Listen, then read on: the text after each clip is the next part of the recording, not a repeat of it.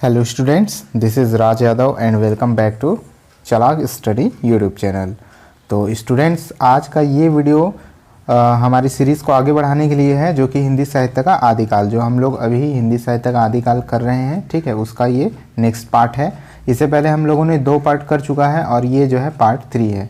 तो इसी तरह के जो इम्पोर्टेंट क्वेश्चंस हैं उनका हम पार्ट बाय पार्ट, ठीक है, सीरीज़ लेकर के आते रहेंगे। तो ये जो है आदिकाल के लिए चल रहा है और आदिकाल के ये पार्ट 3 है। अगर इससे पहले आप लोगों ने 2 पार्ट नहीं देखा होगा तो उसको जल्दी से देख लें, और ये सीरीज़ अभी इसी तरह से चलती रहेगी। सभी के सभी इंपॉर्टेंट क्वेश्चन होने वाले हैं, मोस्ट इंपॉर्टेंट एमसीक्यूज़ के माध्यम से हम लोग इस सीरीज़ को आगे बढ़ा रहे हैं। तो जितने भी क्वेश्चन यहाँ इस सीरीज़ में पूछे जाएंगे, सभी के सभी जो है प्रीवियस ईयर पेपर से लिए गए हैं। इस वजह से सभी के सभी क्वेश्चन इंपॉर्टेंट है। किसी भी एक क्वेश्चन को आप जो है कम मत समझिएगा, कम मत आंकिएगा, क्योंकि छोटे बड़े एग्जामों में आ चुके प्रश्न हैं। इनफैक्ट बड़े बड़े एग्जामों में KVS, DSSS भी इस तरह के एग्जाम्स में आ चुके प्रश्न हैं। तो सभी के सभी इंपॉर्टेंट है। चलिए अपने इस सीरीज़ को जल्दी से स्टार्ट कर लेते हैं बिना कोई समय गंवाते हुए। तो दोस्तों, आगे बढ़ने से पहले चैनल को सब्सक्राइब जरूर कर लीजिएगा। अगर चैनल पर नए हैं तो सब्सक्राइब करके उसके बगल वाला बेल आइकन जरूर दबा दीजिएगा, जिससे आपको नोटिफिकेशन समय पर प्राप्त होते रहे। दोस्तों, सबसे पहले सेशन को लाइक कर दीजिए, और अगर पसंद आता है तो अपने दोस्तों के साथ भी इसको आप शेयर कर दीजिएगा। इसका PDF अगर आपको चाहिए तो टेलीग्राम चैनल ज्वाइन कर लीजिएगा। इसके अलावा आप हमें इंस्टाग्राम पर भी फॉलो कर सकते हैं। चलिए आज का पहला क्वेश्चन देखते हैं। क्वेश्चन नंबर 1 देखते हैं कि क्या आज का सवाल है। क्वेश्चन नंबर 1, महापुराण के रचनाकार कौन है? आपको बताना है महापुराण एक रचना है, ठीक है। जो महापुराणों की बात नहीं की जा रही है, बल्कि महापुराण एक रचना है। इसके रचनाकार कौन है?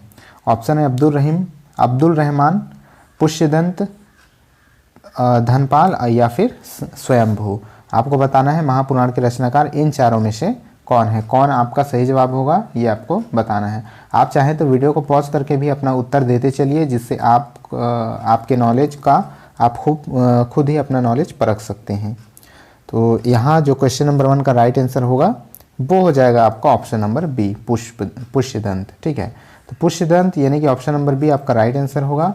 पुष्यदंत ही हैं जिन्होंने महापुराण की रचना की है। आगे बढ़ते हैं क्वेश्चन नंबर 2, खड़ी बोली में सबसे पहले काव्य सृजन करने वाले कवि कौन हैं? तो ये क्वेश्चन आपको पता होना चाहिए। खड़ी बोली में सबसे पहले काव्य सृजन, आप देखिएगा यहाँ पर काव्य लिखा हुआ है, ठीक है। मतलब किसी भी तरह की रचना, कहानी, ये सब नहीं दिया हुआ है। यहाँ काव्य, सीधा सीधा काव्य लिखा हुआ है। तो खड़ी बोली में काव्य सृजन करने वाले पहले कवि जो हैं कौन हैं? अमीर खुसरो, सूरदास, तुलसीदास या फिर इनमें से कोई नहीं। तो इस क्वेश्चन का जो राइट आंसर होगा वो चला जाता है अमीर खुसरो के साथ, यानी कि ऑप्शन नंबर ए यहाँ पर आपका राइट आंसर हो जाएगा। तो अमीर खुसरो ने ही सबसे पहले खड़ी बोली में काव्य का सृजन किया है। आगे बढ़ते हैं क्वेश्चन नंबर 3, खड़ी बोली हिंदी में सर्वप्रथम रचना करने वाले कवि कौन है? खड़ी बोली हिंदी में सर्वप्रथम रचना करने वाले, अब यहाँ पर रचनाकार पूछा गया है, ठीक है। यहाँ पर कवि नहीं पूछा गया है, मतलब काव्य रचना नहीं कहा गया है। यहाँ पर किसी तरह की भी एक रचना के बारे में पूछा गया है कि खड़ी बोली हिंदी में सर्वप्रथम रचना करने वाले जो है कवि का नाम बताना है आपको। अमीर खुसरो, भारतेंदु हरिश्चंद्र, जयश्री या फिर विद्यापति। तो यहाँ पर जो इस क्वेश्चन का जो राइट आंसर होगा वो हो जाएगा, माफ़ कीजिएगा, यहाँ पर क्रम थोड़े से उल्टे पुल्टे लिखे हुए हैं, तो इसको, ये प्रिंटिंग की मिस्टेक है, इसको आप सुधार लीजिएगा। इसका जो राइट आंसर होगा वो हो जाएगा अमीर खुसरो, ठीक है। यानी कि ये जो बी वाला ऑप्शन, जो यहाँ सबसे पहले बी ऑप्शन जो दिया हुआ है, वो यहाँ पर राइट आंसर हो जाएगा। अमीर खुसरो यहाँ का राइट आंसर होगा। अमीर खुसरो ही सर्वप्रथम जो है खड़ी बोली में रचना करने वाले रचनाकार हैं। आगे बढ़ते हैं क्वेश्चन नंबर 4, मुकरी लिखने का सर्वप्रथम प्रयास किस कवि ने किया था? मुकरी के बारे में आप लोगों ने सुना होगा, मुकरियाँ, ठीक है। मुकरियाँ का अर्थ क्या होता है दोस्तों, एकदम शॉर्ट में समझ लीजिए। इसमें एक पहेली जैसा कुछ पूछा जाता है, ठीक है। इसमें जो कहा जाता है, तो जिससे उसका जो अर्थ बोध होता है, आंसर उससे कुछ और ही होता है, ठीक है। जिससे पहेली कैसा होता है, पहेली इस तरह से पूछा जाता है जिससे वो जिस ओर इंगित करता है, आंसर उसका कुछ और ही होता है, यानी कि उस बात से मुकर जाना, ठीक है। उस बात से मुकर जाना, जो वाक्य उसमें कहा गया है उस बात से मुकर जाना, उसी को कहते हैं मुकरी, ठीक है। मुकरी का सीधा अर्थ होता है पहेलियाँ एक तरह से। तो ऑप्शन है आपके, मुकरी लिखने का सर्वप्रथम प्रयास किस कवि ने किया था? स्वयंभू, जगनीक, अमीर खुसरो, कुंभनदास। तो इस क्वेश्चन का जो राइट आंसर होगा वो दोस्तों हो जाएगा अमीर खुसरो। आप सबको पता होगा अमीर खुसरो की पहेलियाँ, अमीर खुसरो की मुकरियाँ बहुत ही ज़्यादा प्रसिद्ध हैं। ये अपनी मुकरियों के लिए ही फेमस हैं अमीर खुसरो। आगे बढ़ते हैं क्वेश्चन नंबर 5। अमीर खुसरो की पहेलियों तथा मुकरियों का क्या उद्देश्य है? अब इसका उद्देश्य पूछा गया है कि अमीर खुसरो की जो पहेलियाँ हैं उसका उद्देश्य क्या था। ऑप्शन है आपके पृथ्वीराज चौहान की वीरता का वर्णन करना, अलाउद्दीन और हम्मीर के युद्धों का वर्णन करना, मनोरंजन के माध्यम से लोक व्यवहार की शिक्षा देना, या फिर कोई उद्देश्य नहीं था। तो सीधा सीधा इसका मतलब आप भी समझ रहे होंगे। इसका जो राइट आंसर होगा वो आपका हो जाएगा ऑप्शन नंबर सी, यानी कि मनोरंजन के माध्यम से लोक व्यवहार की शिक्षा देना अमीर खुसरो की पहेलियों और मुकरियों का मुख्य उद्देश्य होता था। आगे बढ़ते हैं क्वेश्चन नंबर 6। आदिकाल में पहेलियों एवं मुकरियों की रचना करने वाले कवि कौन थे? आदिकाल में पहेलियों और मुकरियों की रचना करने वाले कवि कौन थे? अमीर खुसरो, हेमचंद्र, स्वयंभू या फिर विद्यापति? तो इसका जो राइट आंसर होगा वो चला जाएगा अमीर खुसरो के साथ, यानी कि ऑप्शन नंबर ए यहाँ पर आपका राइट आंसर हो जाएगा।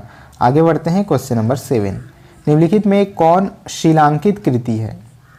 ठीक है, निम्नलिखित में से कौन सी कृति जो है शिलांकित कृति है? पाहुड़ दोहा, राउलवेल, प्राकृत पेंगलम, वर्ण रत्नाकर। आपको बताना है इन चारों में से कौन सी एक कृति है जो कि शिलांकित है। तो इस क्वेश्चन का जो राइट आंसर होगा वो हो जाएगा राउलवेल। ऑप्शन नंबर बी आपका राइट आंसर यहाँ पर हो जाएगा। ऑप्शन नंबर बी राउलवेल एक शिलांकित कृति है। आगे बढ़ते हैं क्वेश्चन नंबर 8। देखते हैं क्वेश्चन नंबर 8 क्या कहा गया है। राउलवेल किस तरह की रचना है? आपको बताना है ये जो राउलवेल जो रचना है बहुत ही फेमस रचना है, और साथ ही राउलवेल से जो है कई सारे छोटे बड़े एग्जामों में प्रश्न पूछा जा चुका है, तो इसको ध्यान से समझिएगा। राउलवेल किस तरह की रचना है? गद्य पद्य मिश्रित चंपू, शुद्ध काव्य, नाटक या फिर प्रेमाख्यात्मक प्रबंध काव्य? तो इसका जो राइट आंसर होगा वो हो जाएगा ऑप्शन नंबर ए आपका राइट आंसर हो जाएगा, गद्य पद्य मिश्रित चंपू। ठीक है, तो राउलवेल किस तरह की रचना है? गद्य और पद्य मिश्रित एक चंपू है, मतलब कि चंपू विधा की ये रचना है राउलवेल। आगे बढ़ते हैं क्वेश्चन नंबर 9। निम्नलिखित में से कौन सा व्याकरण ग्रंथ के रूप में प्रतिष्ठित है? कौन सी एक रचना जो है व्याकरण ग्रंथ के रूप में प्रतिष्ठित है? व्याकरण ग्रंथ। ठीक है, तो ऑप्शन है आपके राउलवेल, उक्ति व्यक्ति प्रकरण, वर्ण रत्नाकर या फिर कुवलय माला। तो आपको बताना इन चारों में से कौन सी वो रचना है जो व्याकरण ग्रंथ के रूप में प्रसिद्ध है, प्रतिष्ठित है। तो इसका जो राइट आंसर होगा वो हो जाता है आपका उक्ति व्यक्ति प्रकरण। इसको याद रखिएगा, ये भी बहुत ही प्रसिद्ध प्रश्न है जो है। ठीक है, उक्ति व्यक्ति प्रकरण से कई बार प्रश्न पूछा जाता है, तो उक्ति व्यक्ति प्रकरण जो है एक व्याकरण ग्रंथ है, इसको आप लोग याद रखिएगा। आगे बढ़ते हैं क्वेश्चन नंबर 10। उक्ति व्यक्ति प्रकरण यह ग्रंथ है, कौन से ग्रंथ है? महाकाव्य है, गद्य काव्य है, छंद काव्य है या फिर व्याकरण काव्य है? आपको बताना है उक्ति व्यक्ति प्रकरण किस तरह का ग्रंथ है। तो अभी जस्ट हम लोगों ने पिछला प्रश्न देखा कि एक व्याकरण ग्रंथ है। ठीक है, कैसा ग्रंथ है? व्याकरण ग्रंथ है। नाम क्या है? उक्ति व्यक्ति प्रकरण। आगे बढ़ते हैं क्वेश्चन नंबर 11। प्रश्न है उक्ति व्यक्ति प्रकरण का रचनाकार कौन है? तो इसके अब रचनाकार के बारे में पूछा जा रहा है, और ये सभी के सभी जो है प्रीवियस ईयर में पूछे जा चुके प्रश्न हैं। दामोदर शर्मा, ज्योतिरीश्वर ठाकुर, हेमचंद्र या फिर रोड़ा? तो उक्ति व्यक्ति प्रकरण के जो रचनाकार हैं वो हैं दामोदर शर्मा। याद रखिएगा, ऑप्शन नंबर ए यहाँ पर आपका राइट आंसर हो जाता है। दामोदर शर्मा ने उक्ति व्यक्ति प्रकरण की रचना की है। आगे बढ़ते हैं क्वेश्चन नंबर 12। बीसल देव रासो में किस शैली का प्रयोग किया गया है? ठीक है, बीसल देव रासो बहुत प्रसिद्ध रचना है आदिकाल की, आप लोगों को पता होगा, आप लोगों ने सुना होगा। तो आपको बताना है बीसल देव रासो किस शैली का प्रयोग किया गया है इसमें? श्रृंगारिक, आख्यान, गेय या फिर प्रबंध? इन चारों में से कौन सा राइट आंसर होगा? तो इसका जो राइट आंसर होगा वो हो जाएगा गेय, यानी कि ऑप्शन नंबर सी। तो ये गेय शैली में इसकी रचना की गई है। बीसल देव रासो को गा करके सुना पढ़ा जाता है। ठीक है, तो गेय शैली में जो है बीसल देव रासो की रचना की गई है। आगे बढ़ते हैं क्वेश्चन नंबर 13। इनमें से कौन सी भाषा, ये भाषा है, ठीक है, प्रिंटिंग मिस्टेक, इनमें से कौन सी भाषा आदिकाल की है? आदिकाल की भाषा कौन सी है? ब्रज भाषा, खड़ी बोली, डिंगल पिंगल, अवधि? ठीक है, तो आपको बताना है इन चारों में से कौन सी भाषा जो है आदिकाल की भाषा है। इसमें थोड़ा सा कन्फ्यूज़न होगा आपको, अगर आप लोगों ने पढ़ा होगा, हो सकता है आप लोगों ने डिंगल पिंगल पढ़ा होगा जो कि सही है, लेकिन इस क्वेश्चन का जो राइट आंसर होगा वो होगा ऑप्शन नंबर ए ब्रज भाषा। थोड़ा सा इसको मैं एक दो लाइन में समझाना चाहूँगा कि चूँकि डिंगल पिंगल में आदिकाल में कई रचनाएं हुई तो हैं, लेकिन इसकी जो मुख्य रचना है वो भाषा के रूप में ब्रज भाषा को ही लिया जाता है, ठीक है। क्योंकि पहले के प्रश्नों में इसका आंसर ब्रज भाषा लिया जा चुका है, इसलिए इसका राइट आंसर ब्रज भाषा होगा। क्योंकि अधिकांश रचनाएं जो है पिंगल भाषा में हुई है, ठीक है। पिंगल जो है और पिंगल आगे चल करके ब्रज भाषा में विलीन हो गया है। पिंगल क्या होता है, डिंगल और पिंगल को एक बार थोड़ा समझ लीजिए। जो अपभ्रंश है, ठीक है, आपका अपभ्रंश जो भाषा है, तो अपभ्रंश और अपभ्रंश में जब ब्रज भाषा मिला दिया जाता है तो वो पिंगल भाषा बन जाती है। ब्रज भाषा और अपभ्रंश भाषा का मेल ही पिंगल कहलाता है, ठीक है। और डिंगल क्या होता है, अपभ्रंश और राजस्थानी भाषा का मेल को डिंगल कहा जाता है। तो ये जो है ब्रज भाषा में जो है अधिकांश इसकी रचनाएं हुई है, इस वजह से आदिकाल की भाषा जो है पिंगल भाषा यानी कि ब्रज भाषा को कहा जाता है। तो ये इसका राइट आंसर हो जाएगा। चलिए आगे बढ़ते हैं। क्वेश्चन नंबर 14 देखते हैं। क्वेश्चन नंबर 14 क्या है, चारण साहित्य किस साहित्य का दूसरा नाम है? आपको बताना है चारण साहित्य को मतलब किस साहित्य का दूसरा नाम है चारण साहित्य। सिद्ध साहित्य, नाथ साहित्य, जैन साहित्य या फिर रासो साहित्य का, इन चारों में से किसका जो है दूसरा नाम चारण साहित्य है? तो इसका जो राइट आंसर होगा क्वेश्चन नंबर 14, इसका राइट आंसर हो जाएगा आपका रासो साहित्य का, यानी कि ऑप्शन नंबर डी आपका राइट आंसर हो जाएगा। रासो साहित्य का ही दूसरा नाम है चारण साहित्य। आगे बढ़ते हैं। क्वेश्चन नंबर 15, निम्नलिखित में से कौन 84 सिद्धों में नहीं है? बताना है कि जो 84 सिद्ध उनमें से इन चारों ऑप्शन में से कौन उनमें शामिल नहीं है। विरूपा, कण्हपा, सारंगधर, कुकुरीपा, ठीक है। तो आपको बताना है 84 सिद्धों में कौन शामिल नहीं है। कल के वीडियो में मैंने आपको बताया था कि जो 84 सिद्ध हैं, तो सिद्ध जो हैं ज़्यादातर अपने नाम के अंत में, ठीक है, नाम के अंत में पा जो है अक्षर लगाते हैं। पा का अर्थ होता है पाद, जो कि एक आदर पूर्वक शब्द है, ठीक है। इस वजह से तो ये विरूपा है, कण्हपा है, कुकुरीपा है। ये जो सारंगधर है वो यहाँ राइट आंसर हो जाएगा। ये 84 सिद्धों में शामिल नहीं है। सारंगधर यहाँ पर ऑप्शन नंबर सी आपका राइट आंसर होगा। आगे बढ़ते हैं। क्वेश्चन नंबर 16, सिद्धों की संख्या कितनी मानी जाती है? सिद्धों की संख्या कितनी मानी जाती है ये आपको बताना है। तो अभी जस्ट हम लोगों ने पढ़ा कितने 84 सिद्ध, ऑप्शन नंबर यहाँ पर आपका राइट आंसर हो जाएगा। तो सिद्धों की संख्या 84 है, याद रखिएगा। आगे बढ़ते हैं। क्वेश्चन नंबर 17, आदिकाल में किस प्रकार का साहित्य लिखा जा रहा था? तो आदिकाल में साहित्य का प्रकार आपको बताना है, किस तरह का साहित्य आदिकाल में लिखा जा रहा था। ऑप्शन नंबर ए है जनजीवन से हटकर राजाओं की वीरता का अतिरंजित वर्णन। ऑप्शन नंबर बी है कृष्ण भक्ति पर आधारित काव्य। ऑप्शन नंबर सी है निर्गुण की उपासना। ऑप्शन नंबर डी है उपयुक्त किसी प्रकार का नहीं। तो किस तरह का साहित्य, किस प्रकार का साहित्य लिखा जा रहा था? तो इसका जो राइट आंसर होगा वो हो जाएगा ऑप्शन नंबर ए, यानी कि जनजीवन से हटकर राजाओं की वीरता का अतिरंजित वर्णन, ठीक है। थोड़ा सा अतिशयोक्तिपूर्ण वर्णन किया जाता था अपने आश्रयदाता राजाओं का। तो ऑप्शन नंबर ए यहाँ पर राइट आंसर हो जाएगा। क्वेश्चन नंबर 18 देखते हैं। रासो ग्रंथ किस भाषा में लिखे गए थे? रासो ग्रंथ आपको बताना, रासो ग्रंथ किस भाषा में लिखे गए थे? खड़ी बोली, ब्रज भाषा, अवधी या फिर डिंगल पिंगल? तो अपना आंसर देने की कोशिश कीजिए। तो यहाँ पर क्वेश्चन नंबर 18 का जो राइट आंसर होगा वो हो जाता है ब्रज भाषा, ठीक है। तो रासो ग्रंथ आदिकाल में लिखे गए थे और ब्रज भाषा रासो ग्रंथ की मुख्य जो है भाषा थी, ब्रज भाषा। तो ऑप्शन नंबर बी यहाँ पर राइट आंसर हो जाएगा। आगे बढ़ते हैं। क्वेश्चन नंबर 19, वीरगाथाकालीन रासो काव्यों में निम्नलिखित में से किस विषय का वर्णन नहीं है? ये जो रासो काव्य हैं, अभी हम लोगों ने देखा रासो काव्य ब्रज भाषा में जिनकी रचनाएं की गई हैं, तो रासो काव्य जो है उनका किस विषय का वर्णन नहीं है?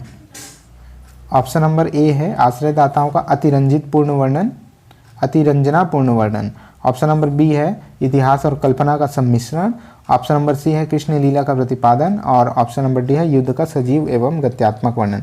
आपको ये बताना है कि इन चारों में से किस विषय का वर्णन नहीं है रासो काव्य में, कौन सा ऐसा विषय जिसका वर्णन नहीं है इन चारों में से। तो इसका जो राइट आंसर हो जाएगा वो हो जाएगा ऑप्शन नंबर सी, कृष्ण लीला का प्रतिपादन। ये वर्णन जो है रासो काव्य में नहीं मिलता है।